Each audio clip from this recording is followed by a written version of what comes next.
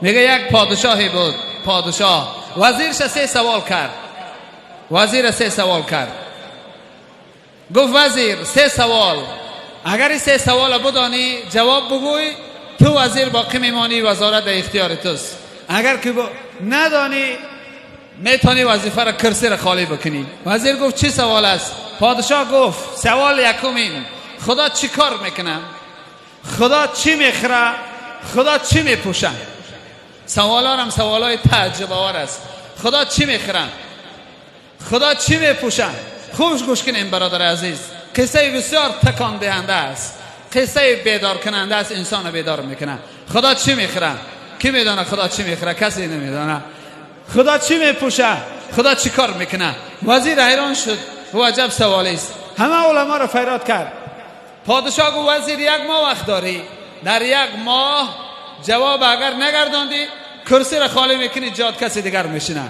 علمای بسیار را جمع کرد. گفت داملاها بزرگا، سوال چنین است، خدا چی میخره، چی میپوشه، چی کار میکنه؟ باید 3 سوال شما جواب بگین.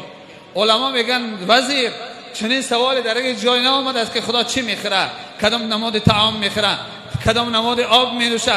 نآمده است، خدا نیازی به اینا نداره. و پوشاک خدا را هم در هیچ جا نآمده است که چی متریال، چی پوشاک، چی نمود. و کار خدا را ما نمیدانیم که خدا چی کار میکنه. خدا همه کار را میتونه کرده، اما که تو میگی الحال چی کار میکنه، ما نمیدانیم چی کار میکنه. 1 ماه جست، روزها بسیار کم ماند، 1 روز و 2 روز ماند. پادشاه هر وقت میدید وزیر روزها بسیار نزدیک شده است، اگر جواب نیافتی وزارت خالی میکنی. وزیر بسیار غمگین. وظیفه دست دادن کار آسان نیست برادر عزیز.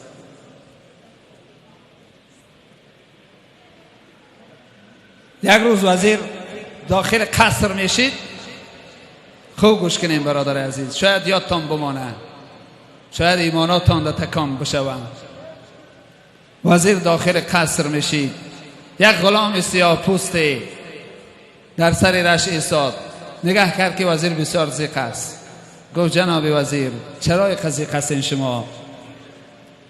گفت آلی بعضا ما کس به نظر نمیگیریم، یه نفری را به نظر نمیگیریم که پیش خدا همون بلند است برادر عزیز. 1 نفر ما و شما قدر نمیکنیم، پس میشماریم، شاید روز قیامت پیش ما برا بیش.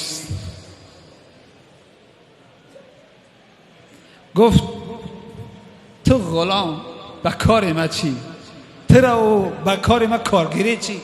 تو مسائل ما را نفهمی، چی کار داری به ما؟ غلام گفت که جناب وزیر بگو، شاید که خدا از کارساز اما سبب هست، شاید که به واسطه من. گفت به واسطه تو هرگز حل نمیشه، به تشویش باش. نظرش نگرفت. زمانهای حضرت موسی بود. حضرت موسی علیه السلام علما در برابر که یک کس به نظر نمیگیره، حضرت موسی الله مهربان گفت موسی کسی را بیاو که از تو پس باشه. حالا تواضع پیغمبرا را ببینیم، چنین تواضع نباشه برادر عزیز ما و شما بالا نمیریم پیش خدا، مقام هم بالا نمیشوند. حضرت موسی کاف این را میدید اون را میدید، هر کسی را نظر میکرد، کسی را چیزی را از خودش پس نمیافت. یک جا یک سگ دید، یک سگ. گفت همین سگ شاید از من پس باشه.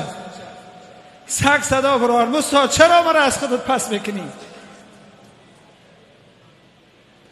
ترم خدا خلق کرده است، منم خدا خلق کردگی است،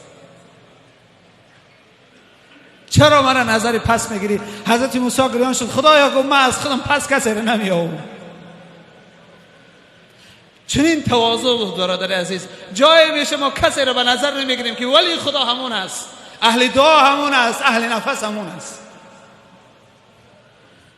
غلام وزیر نظر نگرفت، سختش گرفت. غلام کو بگو. گفت که پادشاه سوال داده است. گفت چی سوال؟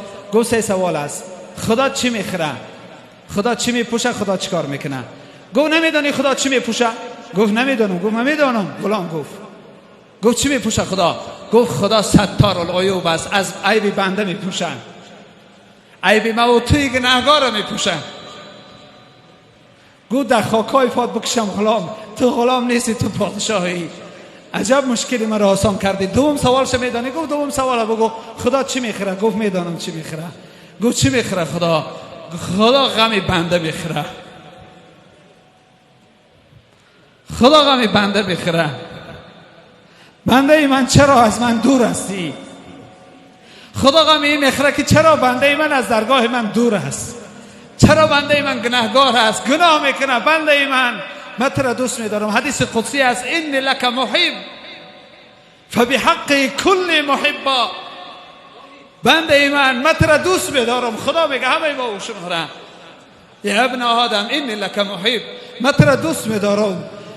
تو را قسم میتم مرا دوست بدار. خدا میگه مرا دوست بدار، من تو را دوست میدارم. چرا تو مرا دوست میداری؟ تو را مرا دوست بدار. خدا غمی بنده میخوره که بنده چیبه از راه خدا دور شده است. غلام میگه که سوال دوم چنین است. وزیر خرسند میشه میگه سوال سوم، میگه سوال سوم پیش پادشاه میگیم. خوب میگه دست وزیر میگیره میبره پیش پادشاه. پادشاه چیکار کرده؟ میگه دو تشه یافتیم یا تشه اینجا جواب میگیم. پادشاه میگه وزیر بیس کی یافت؟